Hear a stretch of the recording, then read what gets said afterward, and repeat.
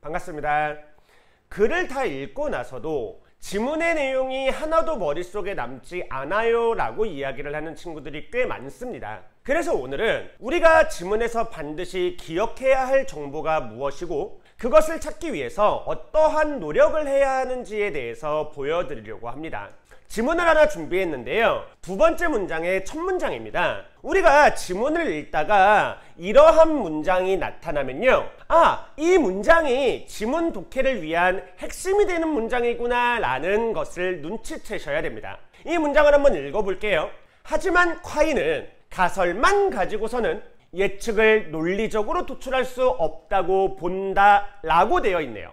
이 문장에서 포인트가 되는 것이 무엇인지 보이십니까? 두 가지가 있어요.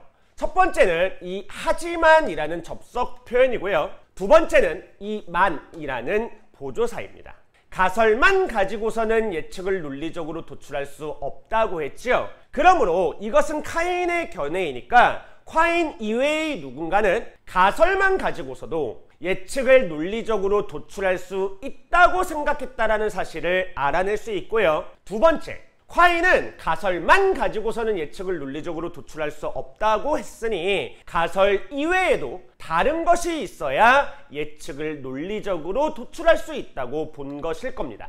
그렇다면 우리가 이 글을 어떻게 읽어야 하느냐? 이 1번의 내용은 구조상 이 문장보다 앞부분에 존재를 할 것이고요. 이 2번의 내용은 구조상 뒷부분에 존재를 할 겁니다. 첫 번째 단락인데요. 내용들 다 버리시고요. 앞서 말씀드렸던 가설만 가지고도 예측을 논리적으로 도출할 수 있다라는 이 내용을 찾아주셔야 됩니다. 가설로부터 논리적으로 도출된 예측이라는 표현이 나오죠. 가설로부터 예측이 논리적으로 도출된다라고 본 사람들이 있습니다. 그 사람들이 바로 누구냐? 논리실증주의자와 포퍼에 해당하죠. 이 앞부분에서 지식에 대한 구분이 소개되어 있는데요. 그 내용은 잠시 버리도록 할게요. 우리 이 지문에서 핵심이 되는 내용은 무엇이냐? 논리실증주의자와 포퍼는 가설로부터 예측이 논리적으로 도출된다라고 본 것입니다. 그것에 대해서 콰이는 아니라고 본 것이죠.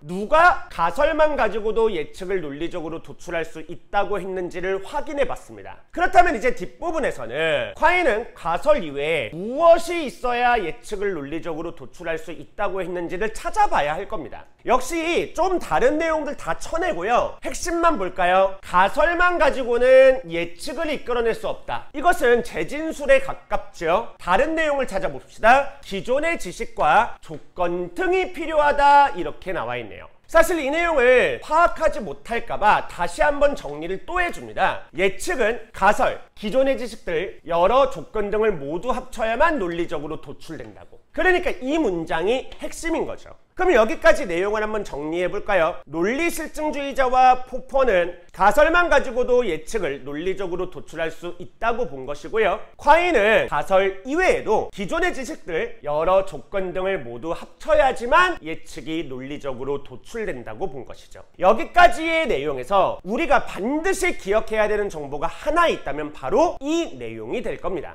지문을 조금 더 보도록 할게요. 그러므로 예측이 거짓으로 밝혀지면 정확히 무엇 때문에 예측에 실패한 것인지를 알 수 없다라고 이야기를 하죠. 이 문장도 한번 이해해 볼까요? 예측이란 가설, 기존의 지식들, 여러 조건 등을 모두 합쳐야만 도출되기 때문이죠. 그러니까 예측이 거짓이다라고 해도 가설, 기존의 지식들, 여러 조건들 중 무엇 때문에 예측에 실패한 것인지를 알 수 없게 되는 겁니다. 그렇다면 우리가 한 가지 더 갈 수 있겠죠. 앞서서 설명되어 있었던 논리실증주의자와 포퍼는 아마도 예측이 거짓으로 밝혀지면 가설 때문에 예측에 실패했다고 볼 것입니다. 또 더 가볼게요. 콰이는 개별적인 가설뿐만 아니라 기존의 지식들과 여러 조건 등을 모두 포함하는 전체 지식이 경험을 통한 시험의 대상이 된다라고 이야기를 했죠. 그러면 논리실증주의자와 포퍼는 어땠을까요? 바로 개별적인 가설이 경험을 통한 시험이 대상이 된다라고 생각을 했을 것입니다. 이렇게 두 단락을 살펴봤는데 이 두 단락에서 우리가 핵심적으로 살펴보셔야 되는 내용은 바로 여기에 있게 되겠죠.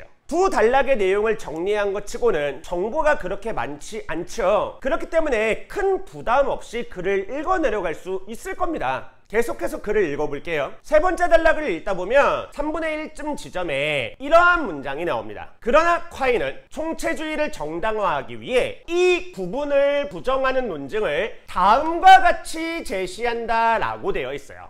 역시 느껴지십니까? 세 번째, 네 번째 단락을 이해하기 위한 포인트는 바로 이 문장의 존재를 합니다. 역시 그러나라는 접속 표현도 나와 있네요. 내용을 한번 정리해 볼까요? 이 구분이라고 했으니 누군가는 이 구분을 주장했을 겁니다. 그러니까 우리가 찾으셔야 되는 것, 이 구분이 무엇인지, 그리고 그 누군가가 누군지를 찾아야 될 텐데요. 우리가 지금 글의 흐름으로 보자면 누군가는 논리실증주의자와 포퍼일 가능성이 크죠. 그러니까 이 구분을 다시 한번 머릿속에 떠올려 주셔야 될 것이고요. 그 다음으로 앞으로 전개될 내용에서는 이 구분을 부정하기 위한 논증이 제시될 것이므로 어디서부터 어디까지가 이 구분을 부정하기 위한 논증인지를 묶어주실 필요성이 있습니다. 앞서서와 마찬가지로 1번은 이 문장의 앞부분에 있을 것이고요. 2번은 이 문장의 뒷부분에 있겠죠. 앞부분의 내용을 한번 살펴볼까요? 다른 종류라고 구분한다. 이게 핵심이 되겠죠. 이 구분이라고 이야기를 했잖아요. 그러면 조금 더 이 문장을 정확하게 가볼게요. 분성명제와 종합명제를 서로 다른 종류라고 구분한다. 이것이죠. 바로 논리실증주의자와 푸퍼는 분성명제와 종합명제가 다른 종류라고 주장을 한 것이고요. 콰이는 분성명제와 종합명제가 다른 종류라고 생각하지 않은 것이죠.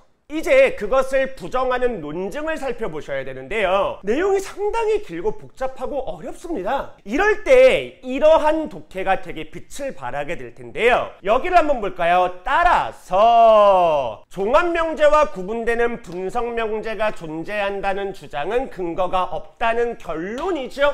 여기서 결론이 지어졌으니 이 앞에 부분들이 싹 다 논증의 과정이 될 것입니다. 그래서 이 앞에 부분의 내용을 한번 살펴보게 되면요. 순환론에 빠진다. 따라서 이러한 결론이 만들어진다. 이렇게 되어 있죠. 그러므로 이 부분의 핵심은 순환론에 해당하게 될 거예요. 그래서 이 부분이 만약에 많이 어렵다면 순환론이라고 했으니 순환되는 개념만 찾아주시면 될 겁니다. 어쨌든 이 내용 너무 어렵기 때문에 이 지문을 읽은 되게 많은 친구들이 이 부분을 읽느라고 허덕이느라 막상 주제를 자꾸 놓치는 경향이 있었는데요. 우리가 여기서 반드시 기억해야 되는 것은 이 논증의 과정이 아니라 바로 이 논증을 통해서 종합명제와 구분되는 분성명제란 존재하지 않는다라고 콰인이 주장했다라는 사실인 겁니다.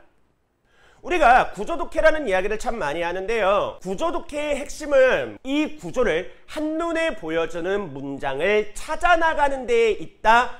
이 생각 꼭 반드시 해주셨으면 좋겠습니다.